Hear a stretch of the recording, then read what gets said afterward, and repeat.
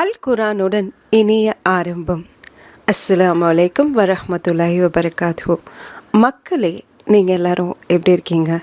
நல்லா இருப்பீங்க அப்படிங்கிற நம்பிக்கையோட இந்த பயணத்தை நம்ம தொடங்கலாம். ஆக்சுவலாக இது என்ன அப்படின்னா, நம்ம எல்லாரும் குரானை ஓத தெரிஞ்சிருப்போம்.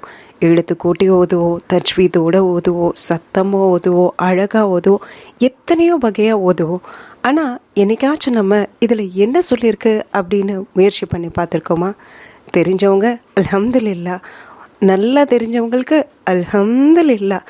நீங்கள் தெரிஞ்சவங்க இதை ஒரு ரிவிஷன் சீரீஸாக எடுத்துக்கோங்க. தெரியாதவங்க உங்களோட முதல் ஸ்டெப்பாக எடுத்துக்கோங்க. நம்ம ஓதுறது மட்டும் பெருசு இல்லைங்க, அல்லாஹ் நமக்கு என்ன சொல்லியிருக்கான் அப்படிங்கிறத புரிஞ்சு தெரிஞ்சு ஓதணும். அதோட முதல் ஸ்டெப்பாக இப்போ நம்ம பார்க்க போகிறது அல் குரானோட விளக்க உரை இல்லை, ஒரு சிறு குறிப்பு மாதிரி.